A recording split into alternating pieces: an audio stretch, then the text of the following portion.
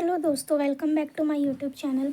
आज हम लोग साइकोलॉजी का जो भी इम्पोर्टेंट टॉपिक है, हर यूनिट वाइज जो यूनिवर्सिटी एग्ज़ाम में आते हैं और आने के चांस है, उसको देखेंगे। हम लोग इसको यूनिट वाइज देखेंगे ताकि ये और क्लियर हो जाए। तो हम लोग सबसे पहले फर्स्ट यूनिट का देखते हैं। जो फर्स्ट यूनिट है उसमें कौन कौन से इम्पोर्टेंट टॉपिक है। तो क्या है, define psychology, explain the different method of psychology, scope of psychology and the branch of psychology. तो ये जितने भी टॉपिक है ये आपको 10 to 20 मार्क्स में पूछे जाते हैं और ये बहुत ज़्यादा इंपॉर्टेंट है फर्स्ट यूनिट का। ठीक है, आपको डेफिनेशन पूछेगा साइकोलॉजी का, मेथड ऑफ साइकोलॉजी पूछेगा and scope and branches of psychology पूछेगा। ठीक है, अब आते हैं यूनिट 2 में। यूनिट 2 में जो है बॉडी माइंड रिलेशनशिप है, जेनेटिक एंड बिहेवियर है, इनहेरिटेंस ऑफ बिहेवियर है, effect of mental condition on bodily function, यानी कि मेंटल कंडीशन का हमारे बॉडी के फंक्शन पे क्या क्या इफेक्ट पड़ता है। तो ये भी क्या है, बहुत इंपॉर्टेंट टॉपिक है। अब आते हैं यूनिट 3 में। यूनिट 3 में क्या है, characteristic of mentally healthy person, यानी कि एक मेंटली हेल्दी पर्सन के क्या क्या गुण होते हैं, लक्षण होते हैं।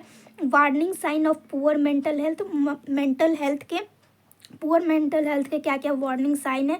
Defence mechanism of its implication, defence mechanism क्या होता है और इसके इम्प्लीकेशंस क्या क्या है। What is the concept of mental health and mental hygiene, mental health and mental hygiene का क्या कॉन्सेप्ट है, क्या होता है mental health and mental hygiene.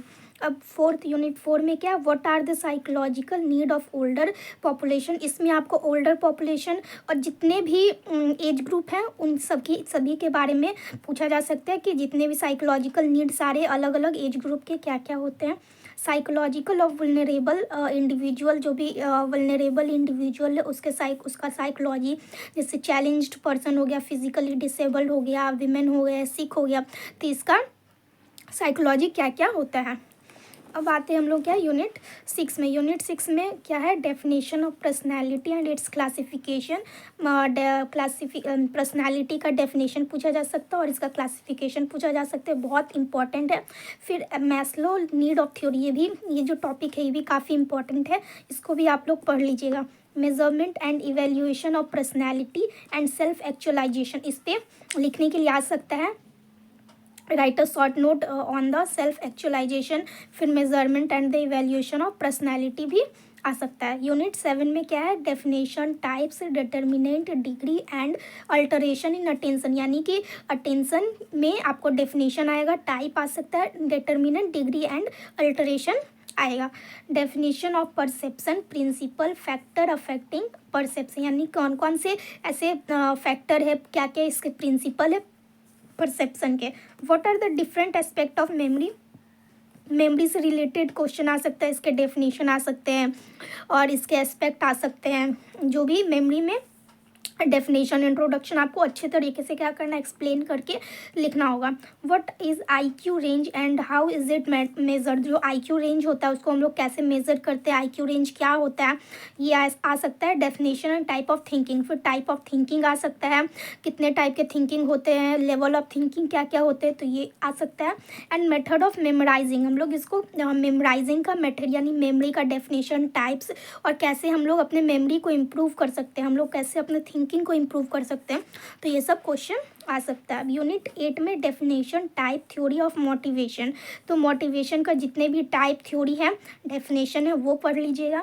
Definition of attitude, factor affecting attitude, यानी कि क्या कौन कौन सा डेफिनेशन है एटीट्यूड के और कौन कौन से ऐसे फैक्टर है जो एटीट्यूड को क्या करते हैं, अफेक्ट करते हैं। थर्ड है क्या, define stress, type of stress, यानी स्ट्रेस को क्या करना है, डिफाइन करना होगा और टाइप ऑफ स्ट्रेस भी आ सकता है। मेथड ऑफ मैनेजिंग, कौन कौन से ऐसे मेथड है जिसके द्वारा हम लोग अपने स्ट्रेस को क्या कर सकते हैं, मैनेज कर सकते हैं। फैक्टर अफेक्टिंग मोटिवेशन, कौन कौन से ऐसे फैक्टर है जो मोटिवेशन को क्या करते हैं, अफेक्ट करते हैं। अब देखते हैं हम लोग यूनिट 9 में। Type of psychology test, characteristic of psychological test, principle of psychological test. तो यूनिट 9 में ये जो 3 टॉपिक है ये काफ़ी ज़्यादा इंपॉर्टेंट है, आप बाकी छोड़ भी सकते हो, ठीक है। यूनिट 10 में क्या है, concept of soft skill, type of soft skill, interpersonal relationship, जिसमें से ये जो इंटरपर्सनल रिलेशनशिप है IPR ये बहुत ज़्यादा इंपॉर्टेंट है, इसका डेफिनेशन पूछा जा सकता है, टाइप एंड बैरियर पूछा जा सकता है, ठीक है। यूज़ ऑफ सॉफ्ट स्किल, हम लोग जो सॉफ्ट स्किल होता है वो हम लोग नर्सिंग में कैसे यूज़ कर सकते हैं वो लिखने को आ सकता है। यूनिट 11 में डायमेंशन ऑफ सेल्फ एम्पावरमेंट, क्या क्या सेल्फ एम्पावरमेंट क्या होता है, इसका डायमेंशन क्या होता है, सेल्फ एम्पावरमेंट डेवलपमेंट क्या होता है, और सेल्फ एम्पावरमेंट का इम्पोर्टेंस क्या है वुमेन के लाइफ, यानी वुमेन एम्पावरमेंट का क्या क्या इंपॉर्टेंस है सोसाइटी में, और इस वही सोसाइटी में क्या क्या इसका इम्पोर्टेंस हो जाता है। तो ये जितने भी क्वेश्चन थे ये बहुत मोस्ट इम्पॉर्टेंट क्वेश्चन थे, आप लोग इसको ज़रूर से पढ़ लीजिएगा। आई होप आप लोगों को वीडियो पसंद आया होगा, अगर पसंद आया then subscribe to my channel. Thank you.